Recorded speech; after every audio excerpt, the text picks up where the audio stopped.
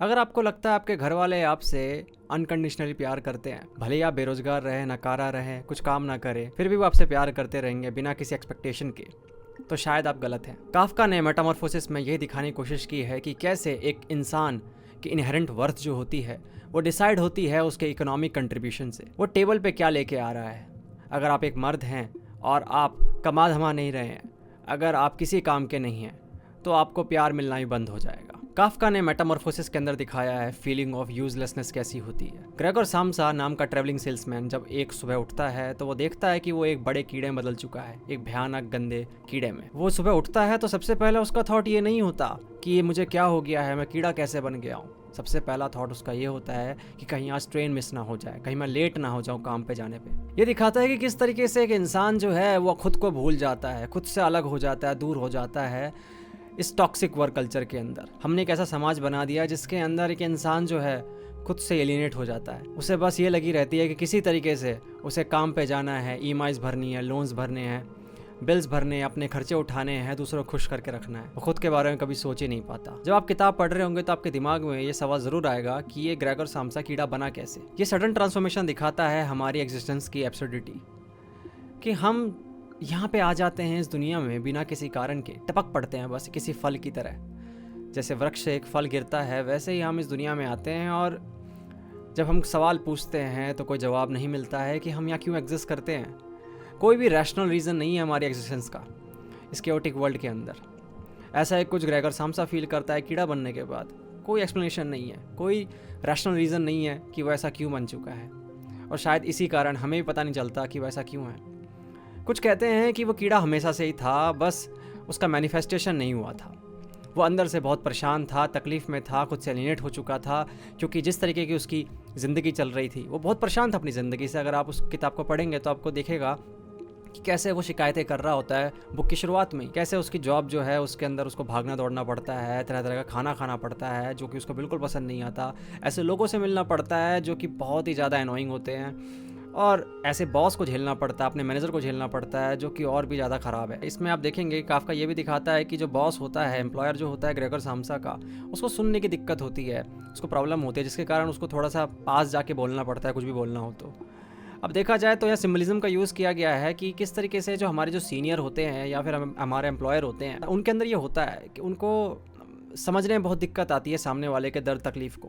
आज के आप टाइम में देखेंगे तो जो एम्प्लॉयर वगैरह होते हैं या फिर जो सीनियर होते हैं, उनसे जब आप छुट्टी मांगे, जब ये कहकर कि मेरी मम्मी को तकलीफ़ हो रही है, मेरी मम्मी को हॉस्पिटल ले जाना है, या फिर मेरे घर में कोई विपदा आ गई है, तो वो आपको अनसुना कर देते हैं। जैसे कि उनको लगता है कि इस दुनिया में उनके काम के अलावा, उनकी कंपनी के काम के अलावा कोई भी ज़रूरी काम नहीं है।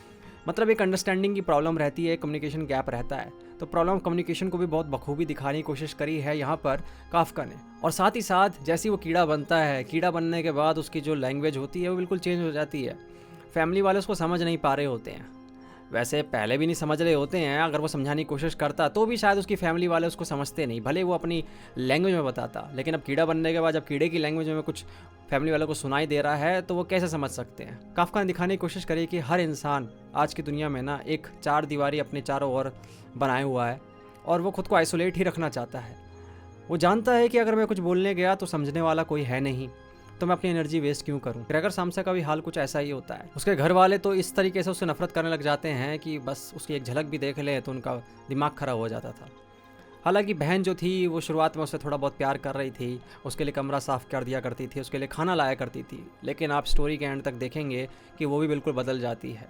वो भी समझ जाती है कि ये जो है कीड़ा अब हमारे साथ नहीं रह सकता, ये कीड़ा ग्रेगोर साम्सा हो ही नहीं सकता। अब ग्रेगोर साम्सा जो है वो एक बर्डन बन जाता है अपनी फैमिली के लिए।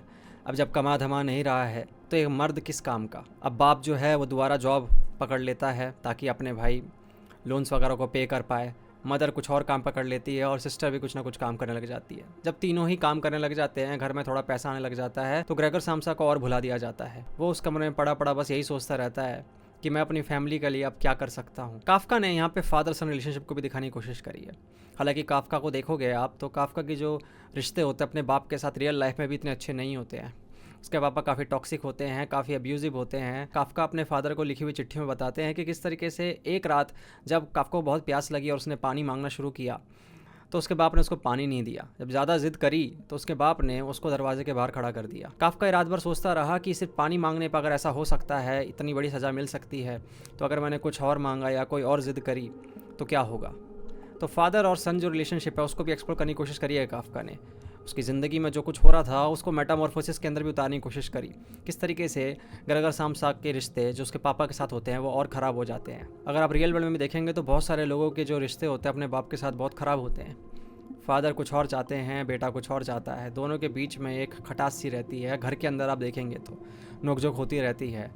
बेटा अपने सपने पूरे करना चाहता है, बाप चाहता है कि वो वही करे जो मैं चाहता हूँ। ग्रेगर सामसा भी अपनी जॉब से नफरत करता था, लेकिन घर के हालात संभालने के लिए उसने वो जॉब करी थी। ग्रेगर सामसा के कीड़े बनने के बाद तो उसके बाप का रवैया और ज़्यादा बुरा हो जाता है। एक बार तो वो इतना गुस्सा हो जाता है कि ग्रेगर सामसा के पीठ पर एक एप्पल दे मारता है, जो एप्पल उसकी पीठ में लगभग धंस जाता है और उसके इन्फेक्शन का कारण बनता है, जिसके कारण अंत में जाकर ग्रेगर सामसा की मौत भी हो जाती है। अगर आप इस स्टोरी को पूरा पढ़ चुके होंगे तो आपको पता होगा कि जैसे ही ग्रेगर सामसा की मौत होती है कीड़ा बनने के बाद, तो उसकी फैमिली जो है 1 मिनट भी शोक नहीं बनाती है। 1 मिनट भी उनको यह एहसास नहीं हो रहा होता है कि उनका बेटा जा चुका है इस दुनिया से। वो फ्यूचर की प्लानिंग करने लग जाते हैं, सिस्टर की शादी की बात करने लग जाते हैं और बाहर कहीं घूमने जाते हैं। उनके लिए ऐसा था जैसे कोई बोझ था उनके सर पर, या कोई बड़ा लोन ले रखा था उन्होंने और उसका कर चुका दिया उन्होंने। ऐसा कुछ वो फील कर रहे थे। ऐसा कुछ होगा आप लोगों के साथ और मेरे साथ भी। हमें लगता है कि हम बहुत इंपॉर्टेंट है इस यूनिवर्स के अंदर, इस दुनिया के अंदर हमारी बहुत बड़ी वैल्यू है, लेकिन असल में हमें भुला दिया जाता है। हम सिर्फ एक आंकड़ा बन के रह जाते हैं इस दुनिया के अंदर। अगर आप फेमस नहीं हो पाए, कोई बड़ा काम नहीं कर पाए, तो भूल जाइए कि आपको कोई याद भी रखेगा। आपके घर वाले भी शायद आपको भुला दें, तस्वीरों में आपको कैद ज़रूर कर लेंगे, लेकिन अपनी यादों से शायद मिटा दें। काफका दिखाने की कोशिश कर रहे हैं कि इंसान जो होता है उसकी वर्थ कैसे डिसाइड होती है। इवन वो खुद को भी यूज़लेस समझते थे, इसलिए कई बार वो यूज़लेसनेस जो है अपनी किताबों में दिखाने की कोशिश करते थे। उनको लगता था कि वो इतने अच्छे नहीं हैं। उसके पापा ने उसका सेल्फ एस्टीम बिल्कुल ख़त्म कर दिया था। काफका को लगता था कि उसका जो काम है वो अच्छा नहीं है। उसने अपने दोस्त मैक्स ब्रॉड को बोला भी था कि मेरे मरने के बाद इन सबको जला देना मेरे भाई, लेकिन मैक्स ब्रॉड बहुत अच्छा दोस्त था, उसने तब भी पब्लिश करे, काफका की बात नहीं मानी। तो काफका जो है वो खुद को यूजलेस समझते थे। काफका ने मेटामॉर्फोसिस में इसी चीज़ को एक्सप्लोर करने की कोशिश करी है। मेटामॉर्फोसिस भले ही छोटी स्टोरी है, लेकिन इसमें डेप्थ बहुत ज़्यादा है।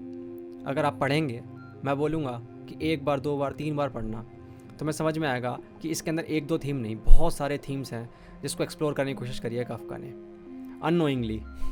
हो सकता है उनका इरादा ऐसा कुछ ना रहा हो जो आजकल हम इसमें ढूंढ रहे हैं, लेकिन इसमें बहुत कुछ ढूंढा जा सकता है अगर आप आंखें खुली रखेंगे तो। चलिए, अगर आपने बुक पढ़ रखी है तो मुझे कमेंट सेक्शन में ज़रूर बताना आपको किताब कैसी लगी।